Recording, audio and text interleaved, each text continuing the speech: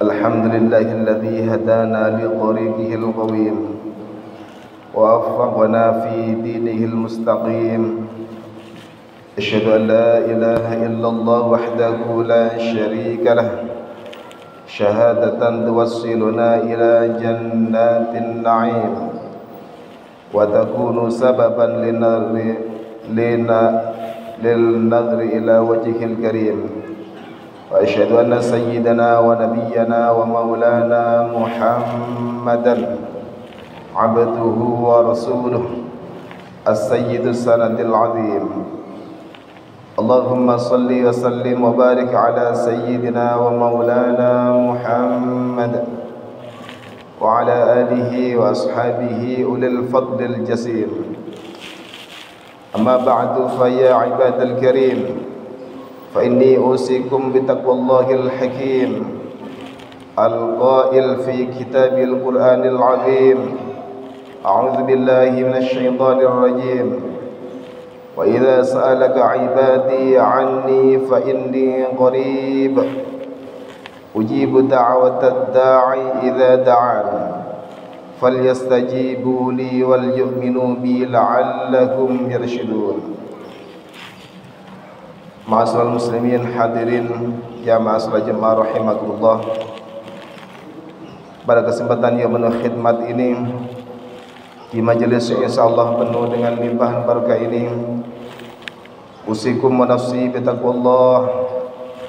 Kami mengajak kepada kaum muslimin sekalian, khususan kepada diri saya pribadi al-faqir ilallah, marilah kita senantiasa meningkatkan kualitas ketakwaan kita kepada Allah Subhanahu wa taala dimanapun dan kapanpun kita berada. Marilah kita laksanakan segala perintah-perintah Allah, kita jauhi segala larangan-larangannya. Mudah-mudahan yang demikian bisa menjadi wasilah kita semua senantiasa mendapatkan rahmat serta ridha dari Allah Subhanahu wa taala. Kaum muslimin hadirin jamaah salat jemaah rahimakumullah. Bulan Ramadan adalah bulan yang telah mendidik kita untuk lebih dekat kepada Allah dengan berbagai ibadah seperti puasa, salat, sedekah, tilawah atau membaca Al-Quran dan amal kebajikan lainnya. Di bulan Ramadan berbagai ibadah terasa sangat ringan dilaksanakan karena dilakukan dengan keikhlasan dan berjamaah dengan penuh kebersamaan.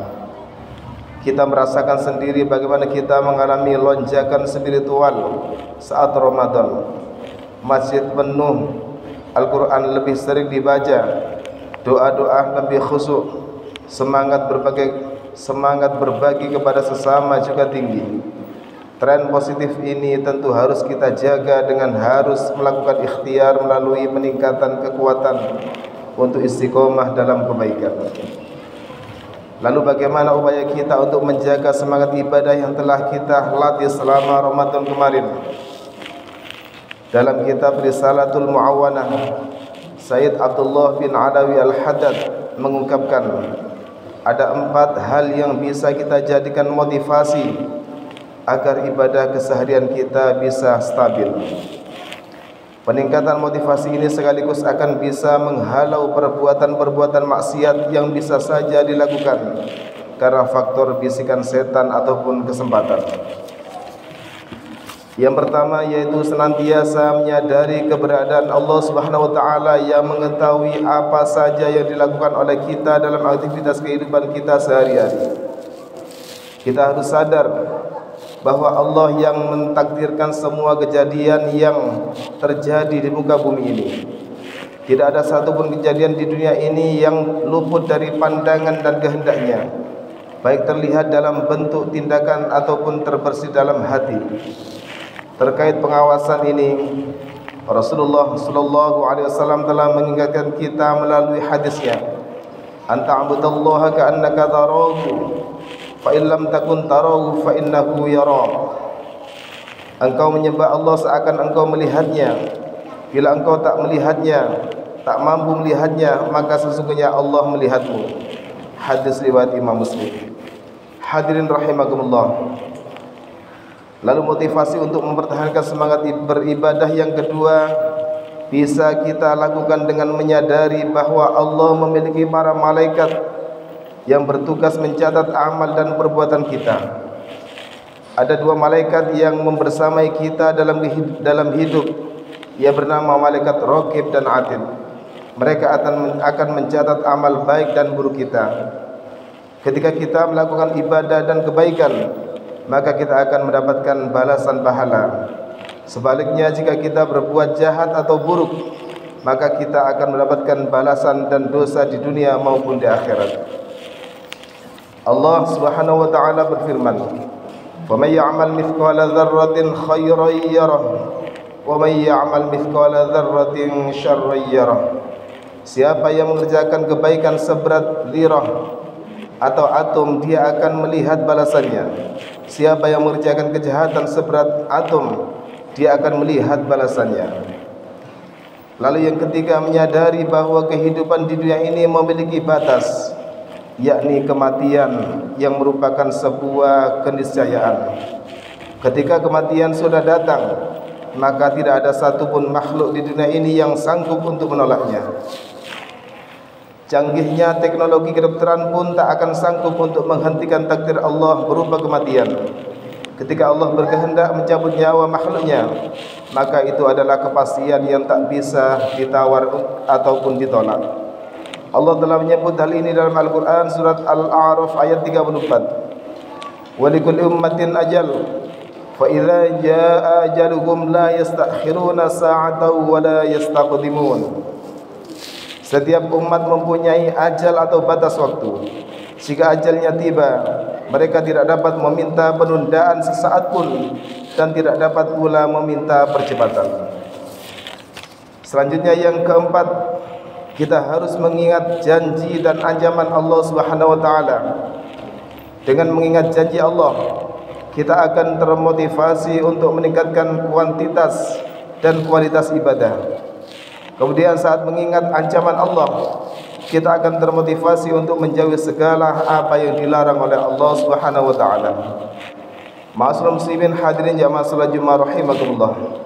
Demikianlah 4 upaya yang bisa kita lakukan untuk mempertahankan semangat ibadah yang telah tumbuh baik selama bulan Ramadan kemarin. Menutup khutbah ini, marilah kita ingat hadis Rasulullah sallallahu alaihi wasallam yang diriwayatkan oleh Imam Al-Hakim. "Man kana yaumu khairan min amsihi fa huwa rabihun, wa man kana yaumuhu mithqala amsihi fa huwa ma'budun, wa man kana yaumuhu syarran min amsihi fa huwa mal'unun." Barang siapa yang hari ini lebih baik dari hari kemarin, maka ia tergolong orang yang beruntung. Barang siapa yang hari ini sama dengan hari kemarin, maka ia tergolong orang yang merugi. Dan barang siapa yang hari ini lebih buruk dari hari kemarin, maka ia orang yang dilaknat atau celaka. Barakallahu li wa lakum fil Qur'anil azim, wa nafa'ani wa iyyakum bima fihi minal ayati wadh-dhikril hakim, wa taqabbala minni wa minkum tilawatahu innahu was-sami'ul alim. Aqulu qawli hadza wa astaghfirullah li wa lakum wa lil muslimina wal muslimina wal muslimat fastaghfiruh innahu wal ghafurur rahim. Allahumma salli wa sallim ala sayyidina Muhammadin wa ala ali sayyidina Muhammad.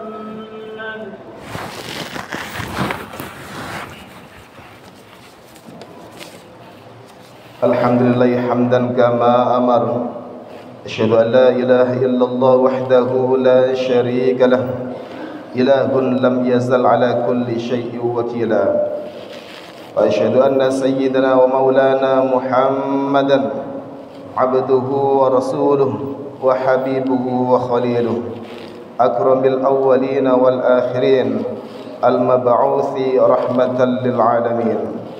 Allahumma salli wa sallim wa barik ala sayyidina wa maulana Muhammad wa ala alihi wa ashabihi wa man kana lahum minat tabi'in salatan daimatan bidawamis samawati wal ardin. أما بعد فيا أيها الحاضرون رحمكم الله اتقوا الله حق تقاته وذروا الفواحش ما ظهر منها وما بطن وحافظوا على الطاعة وحضور الجمعة والجماعة والصوم وجميع المأمورات والواجبات واعلموا أن الله أمركم بأمر بدأ فيه بنفسه وثنى بملائكة المسبحة بقدسه فقال إن الله وملائكته يصلون على النبي يا أيها الذين آمنوا صلوا عليه وسلموا تسليما اللهم صل على سيدنا محمد وعلى آل سيدنا محمد كما صليت على سيدنا إبراهيم وعلى آل سيدنا إبراهيم وبارك على سيدنا محمد وعلى آل سيدنا محمد كما باركت على سيدنا إبراهيم وعلى آل سيدنا إبراهيم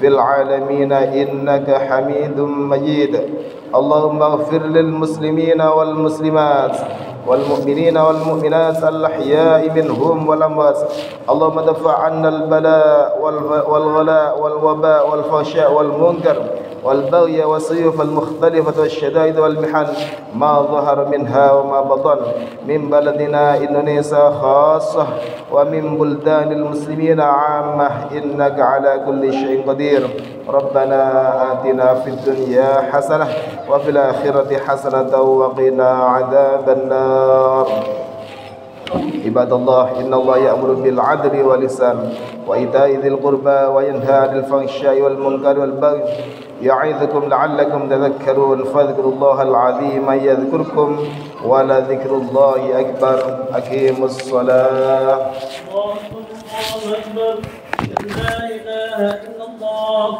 أشهد أن